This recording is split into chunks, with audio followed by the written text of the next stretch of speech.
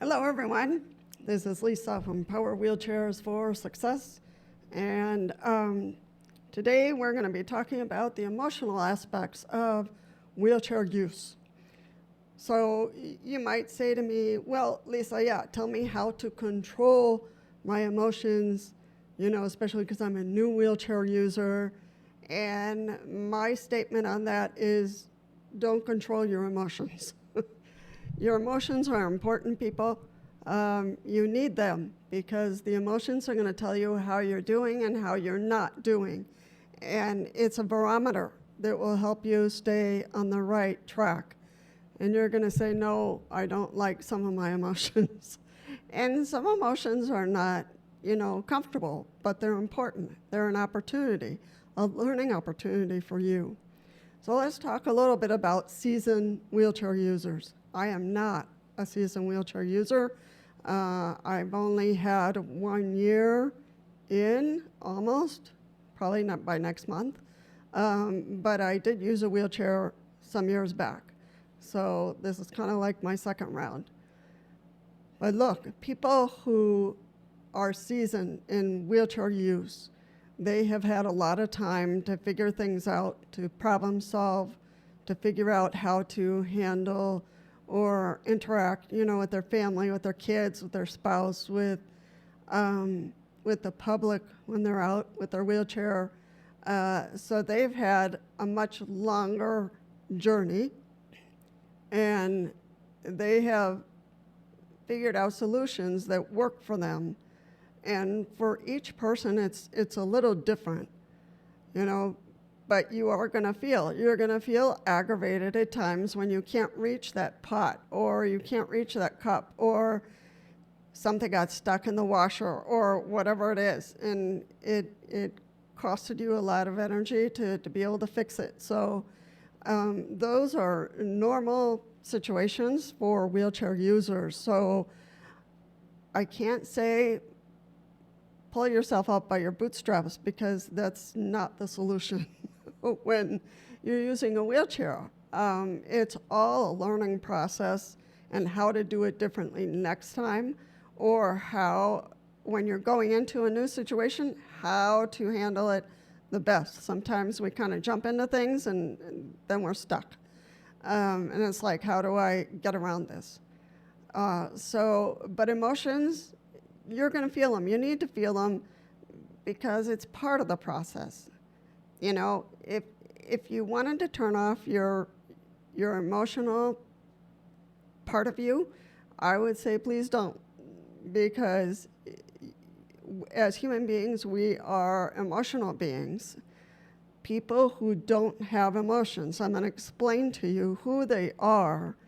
People who don't, there are some people in this world, thank goodness there's not many of them, but people who don't have emotions, they push the limit to either observe emotions in others, or they push the limit, the boundary, to see if they can feel, to see if they can make something grandiose so they can feel, and they never will. It's a dysfunction of the brain. And you have heard of sociopaths. Those are the people who don't feel. So I'm sure you can find some interviews of sociopaths on YouTube, and it's scary. It really is. And it's not funny. The person is ill, they have a personality disorder, and they don't feel at all. It's serious. It's a serious condition.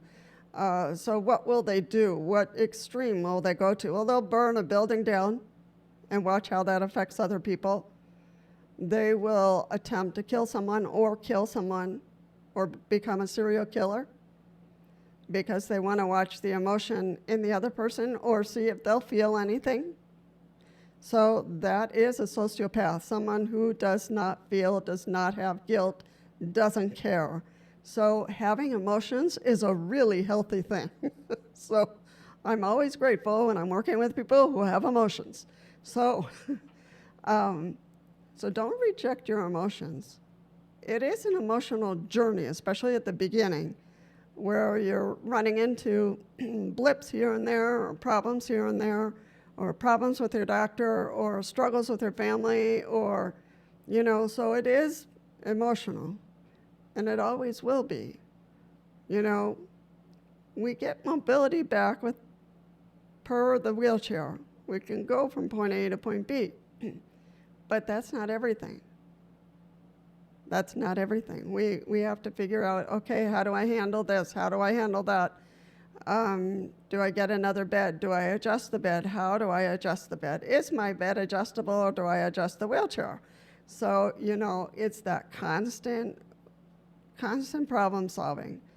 And so, and sometimes days are going to be really frustrating.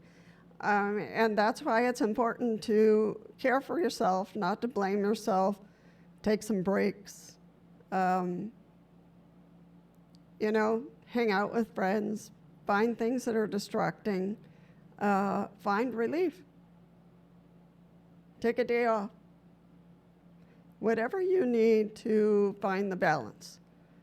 And we all need to do that. But when you have a disability, especially mobility disabilities, can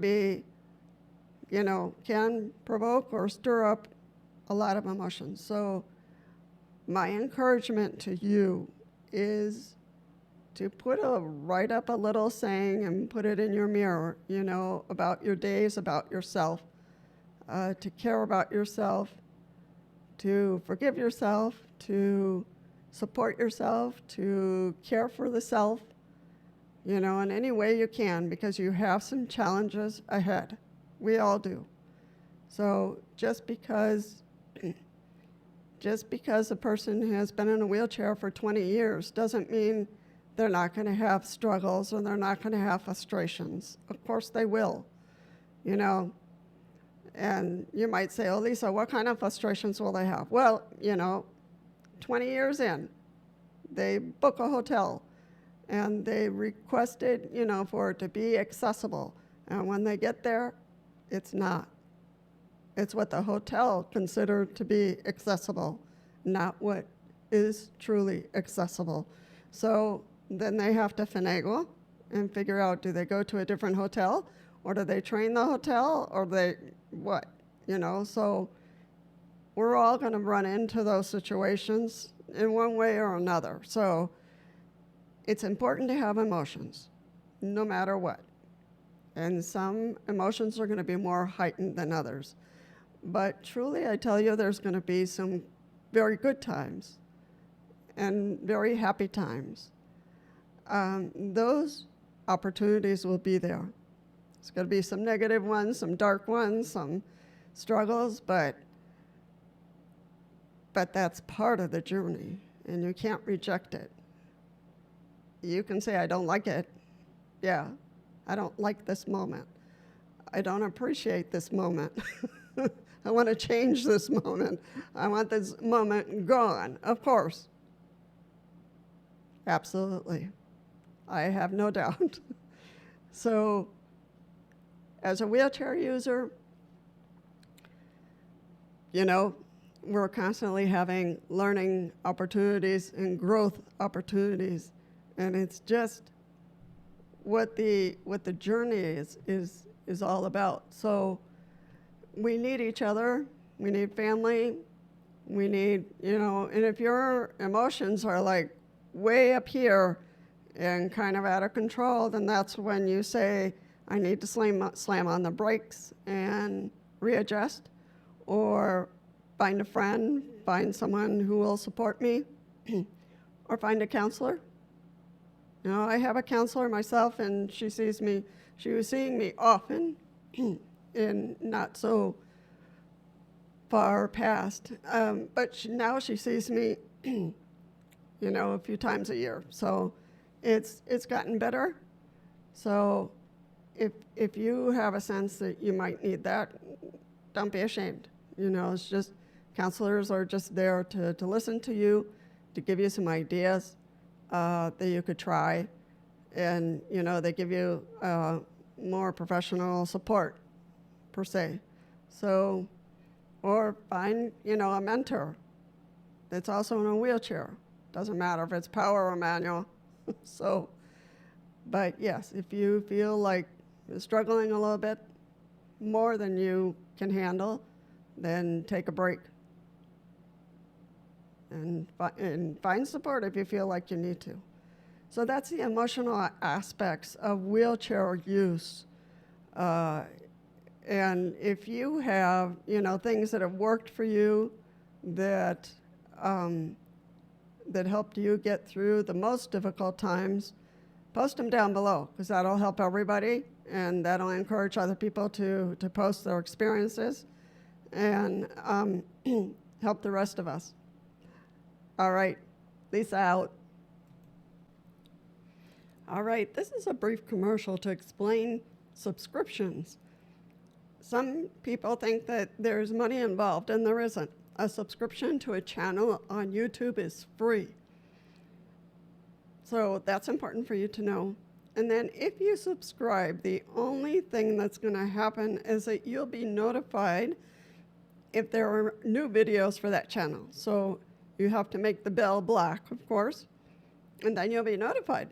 But only subscribe to that channel if it's interesting to you, if it benefits you in any way, if it answers questions that you have, then that's great. Subscribe. But don't subscribe to a channel that you're not going to come back to. And the reason why, it just kind of skews our numbers. And we really want, for all these channels on YouTube, which are thousands and thousands, we want people who are really interested in the material, who are going to benefit.